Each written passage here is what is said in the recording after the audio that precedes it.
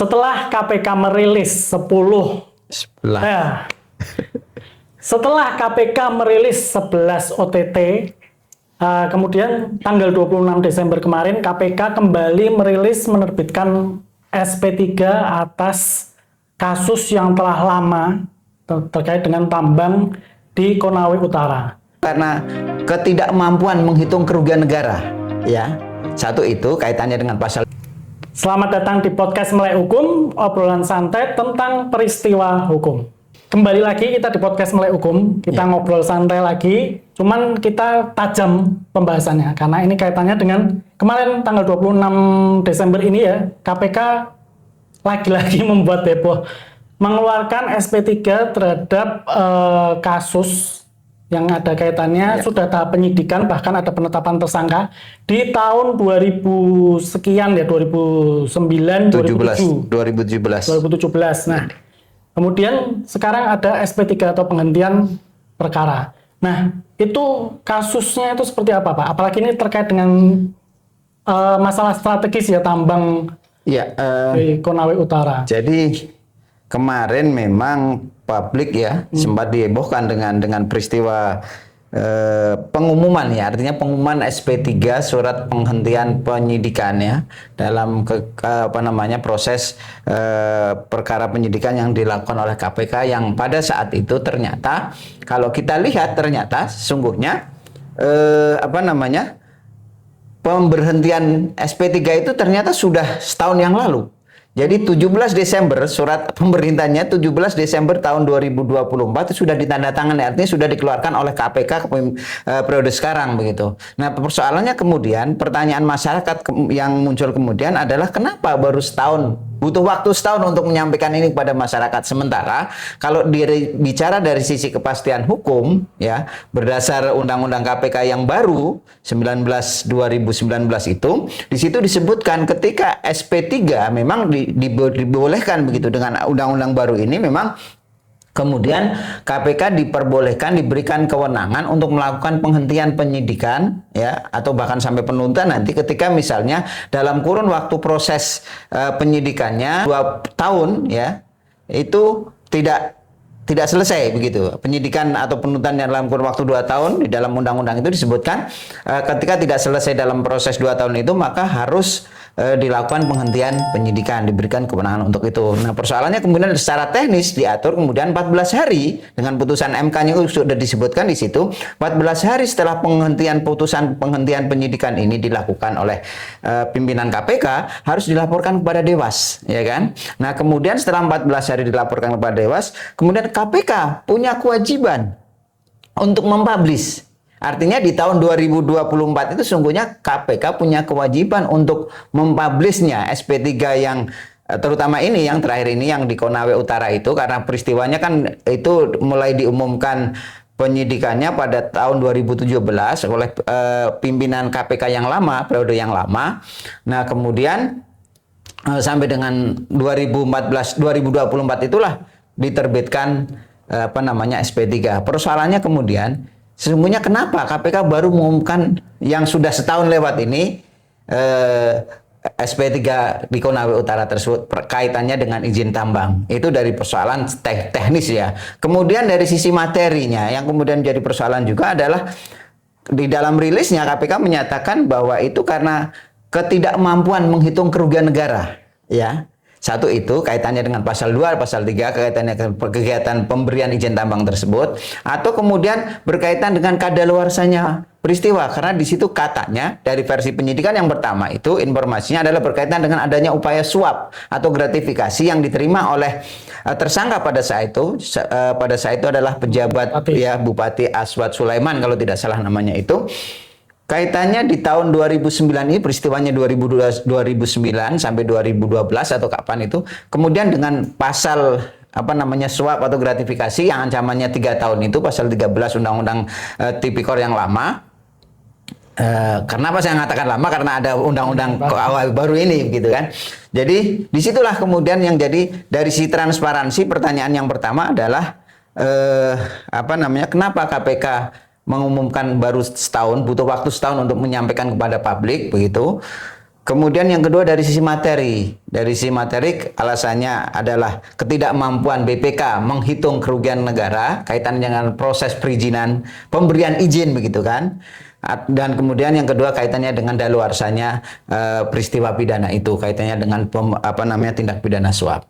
Nah, ternyata kalau kita kemudian teman-teman seperti misalnya teman-teman ECW mengulik, ternyata Dewas pun tidak dilaporkan kepada Dewas ini. Jadi dalam hitungan Dewas pada tahun 2024 di laporan terakhirnya itu ternyata pada saat itu tahun 2024 dari 2020 sampai 2024 sebagai laporan akhir tahun kemarin itu di tahun 2024 ya bukan 25 kemarin, ternyata SP3 atas nama SW ini, AS ini, Aswad Sulaiman ini ternyata tidak masuk dalam laporan yang disampaikan oleh pimpinan KPK kepada Dewas KPK pada saat itu tahun 2024. Tidak masuk dalam daftar. Karena di situ ketika kita bicara tahun 2024, Dewas sudah merilis begitu berapa kali KPK melakukan SP3 semenjak berlakunya undang-undang baru itu, dan di hitungan Dewas pada saat itu ada istilahnya yang tepat waktu dan tidak tepat waktu gitu. Ada sekitar 11 ya, 11 di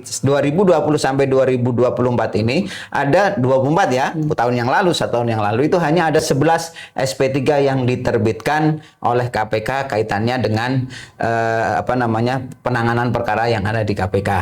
Nah, ternyata Aswad yang tanggal 17 Desember 2024 ini tidak masuk dalam daftar nama SP3 di situ. Ini perlu transparansi dari KPK dari sisi administrasi penanganan perkara di KPK itu sendiri. Ya, jadi poin krusialnya ini karena merasa KPK tadi itu ya ada 2 poin. Ya, secara material ya. BPK nggak bisa menghitung kerugian negara itu. Dikarenakan apa tidak bisa menghitung ini? Karena bukan ranah BPK untuk mencampuri urusan. Nah ini kan menjadi pertanyaan yang lebih menggelitik lagi sesungguhnya, karena kalau kita kembali kepada Undang-Undang Tindak Pidana Korupsi pasal 32 itu dengan sendiri bisa menyatakan, bahkan putusan Mahkamah Konstitusi begitu. Mahkamah Konstitusi pun terhadap pasal 32 ini sudah dideklirkan bahwa penyidik pun, artinya penyidik KPK di samping bekerja sama dengan BPK selaku institusi yang secara konstitusional menghitung kerugian negara, penyidik pun bisa menghitung sendiri sesungguhnya. Nah, ini kan persoalan-soalan yang sangat kemudian ketika berbicara dari materinya begitu ya. Apalagi kerugian negara ini kan sangat tidak layak begitu. Karena pada saat harus kita ingat ketika kemudian pada tahun 2017 begitu pimpinan KPK menyatakan akan sudah mendeklir ada upaya penyidikan di perkara Konawe Utara itu, perizinan tambang ini, kaitannya yang setidaknya penyalahgunaan kewenangan tentunya kan, pasal 2, pasal 3 tentunya, dan pasal di situ ada pasal suap atau gratifikasinya, maka sesungguhnya berkaitan dengan kerugian negara sudah dipublish pada saat itu sampai 2,7 triliun begitu.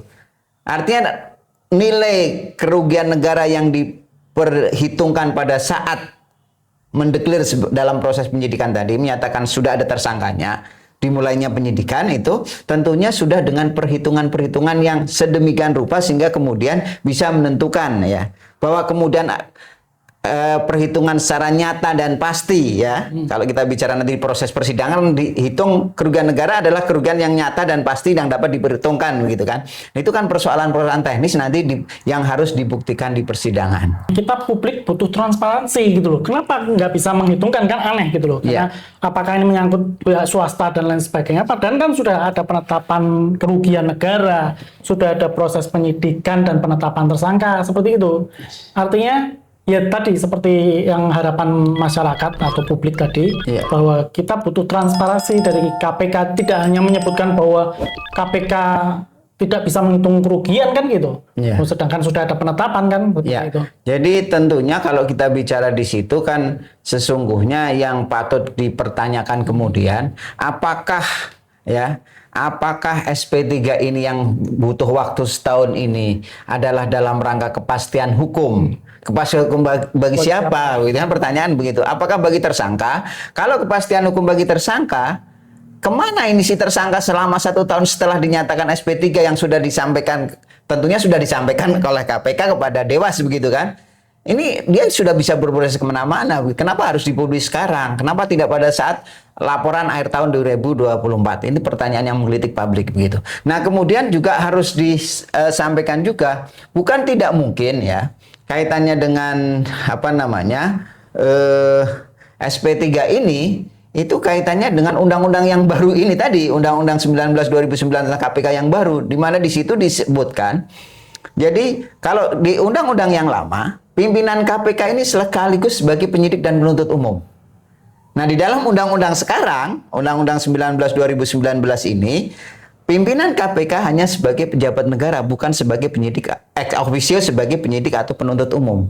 Nah, ini persoalan akhirnya pada kondisi ini, ketika berbicara proses penyidikan itu kan bicara pada ranah penyidik begitu kan.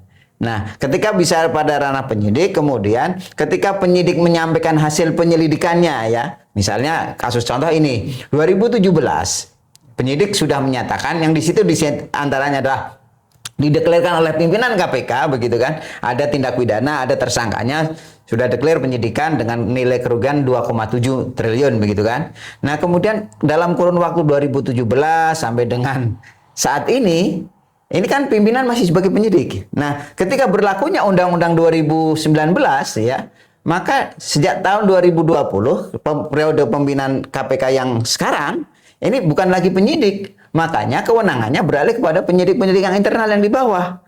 Nah, persoalan apakah kemudian dari penyidikan yang dulu ditindaklanjuti oleh penyidik yang bawahan ini, artinya penyidik-penyidik di KPK bukan pimpinannya, ini menjadi sebuah persoalan. Karena apa? Karena pimpinan KPK dengan kondisi sekarang ini mau tidak mau dia tidak bisa lagi sebagai penyidik. Artinya dia hanya menunggu hasil dari olahan penyidik terhadap proses itu. Bahwa kemudian di tahun 2024 17 Desember 2024 muncul SP3 itu, akhirnya pimpinan KPK akan berdalih ini berdasar proses penyidikan, bukan dari para pimpinan KPK. Ini yang paling menyelamatkan. Nah, efek itulah yang kemudian sesungguhnya ketika berbicara dari kenapa sih ya revisi undang-undang KPK ini kemudian menjadi sedemikian rupa ditentang oleh pada saat itu gitu kan. Walaupun kemudian ada putusan MK kaitannya dengan undang-undang KPK, tapi kan tidak secara keseluruhan pasal-pasal yang dirubah atau dianulir atau bahkan istilahnya dimaknai sesuai dengan kepentingan para pemohon pada saat itu. Jadi mau tidak mau, suka tidak suka, SP3 semacam ini ada kaitannya dengan berlakunya undang-undang KPK yang baru. Undang-Undang Nomor 19 Tahun 2019. Adanya undang-undang yang baru ini, kan ini ada pengajuan kan dari beberapa masyarakat gitu. Artinya untuk mempertanyakan SP3 ini sah tidaknya kan seperti itu. Dilakukan pengajuan pra peradilan. Nah, ini ada pertentangan enggak dengan undang-undang yang baru? Kalau kita bicara memang apalagi besok tanggal 2 ya, tanggal 2 sudah mulai berlaku KUHP baru.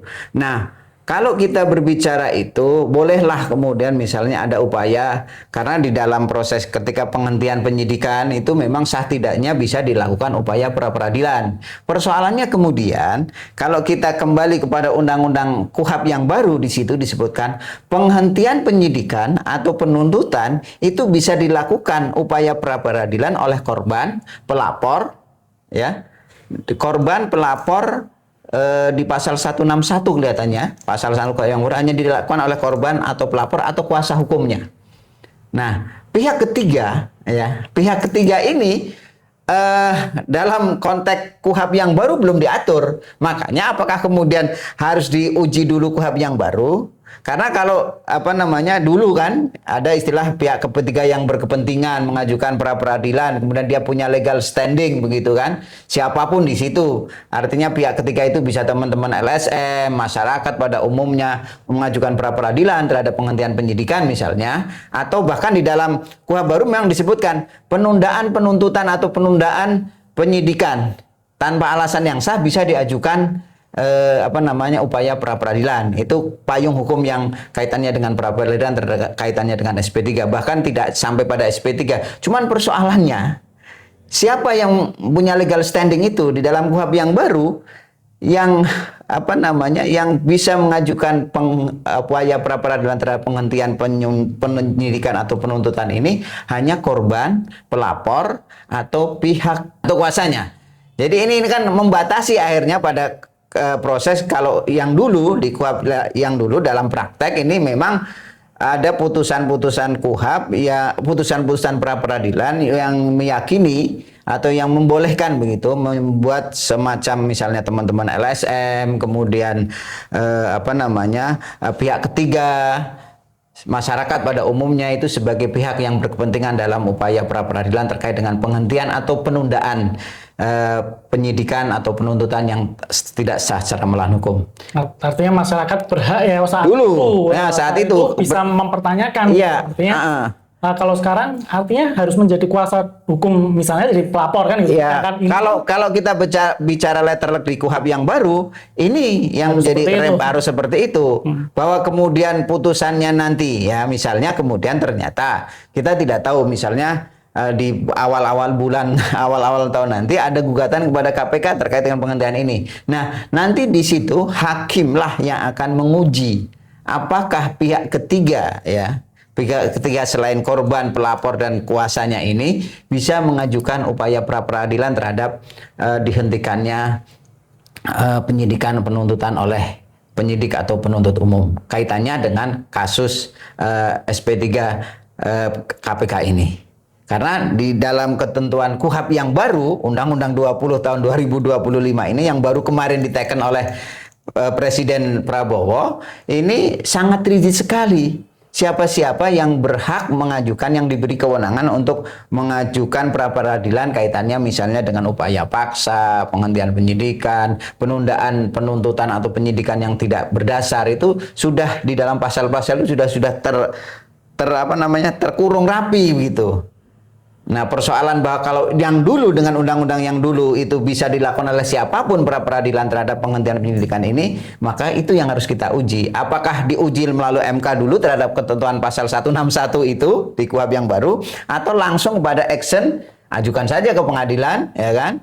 Gugatan pra peradilan terhadap penghentian itu, nanti bagaimana kemudian hakim akan mempertimbangkan ya, apakah pihak ketiga ini selain korban dan pelapor atau kuasanya bisa mengajukan pra peradilan terhadap upaya penghentian penyidikan atau penuntutan. Artinya kalau misalnya itu nanti ada putusan yang di luar konteks undang-undang yang baru, KUHP yang baru ini, apakah tidak akan bertentangan itu putusan? Ya, akhirnya pada suatu saat akan menjadi jurisprudensi kalau kemudian itu berlanjut itu.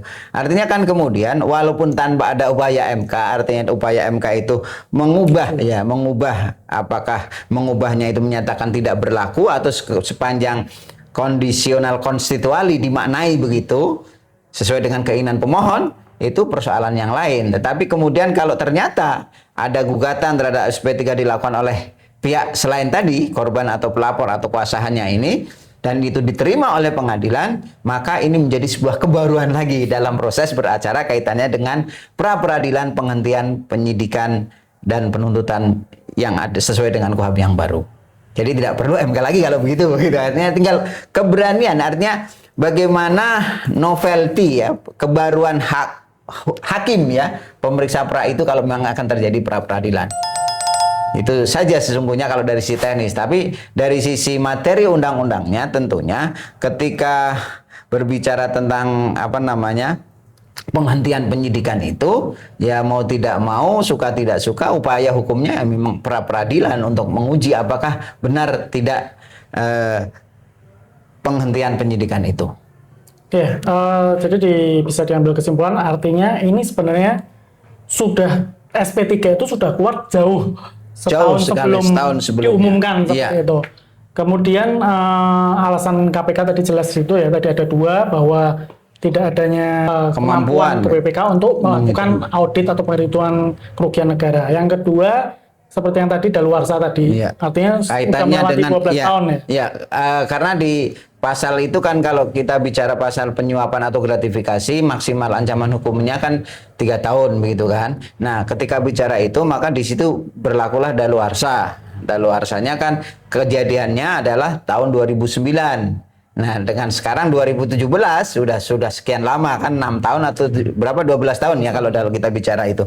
Nah, di dalam undang-undang baru juga ada masa daluarsanya.